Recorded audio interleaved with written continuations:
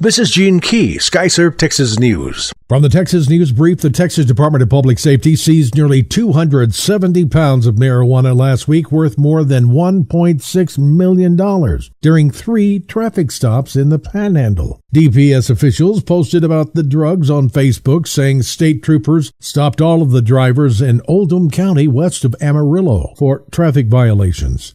What started as a sinkhole discovered on the street in a Central Texas neighborhood ended up with a broader discovery. Workers with the Brushy Creek Municipal Utility District responded to a reported water outage last Thursday in a community near Round Rock in Williamson County and discovered a sinkhole with a cave beneath the roadway. County officials described the cave as a karst feature which formed when rocks dissolved over time. The cave is reported to be 22 feet deep. Crews have covered the hole to prevent people from exploring the cave. The roadway is expected unusable for several weeks. From the Texas Cold Justice File, most Texans still don't know about one of the worst atrocities committed by the Texas Rangers in Texas history. On January 28, 1918, a band of Texas Rangers raided the tiny Presidio County village of Panhandle in the middle of the night. The Rangers were angry about a series of recent cattle raids by Mexicans along the Texas border. Though there was no sign anyone from Panhandle had participated, they decided to make an example of the town, whose 140 or so residents were poor farmers of Mexican descent. In the dark, the raiders forced 15 men and boys out of their thatched roof adobe huts where they were sleeping, marched them to a nearby bluff,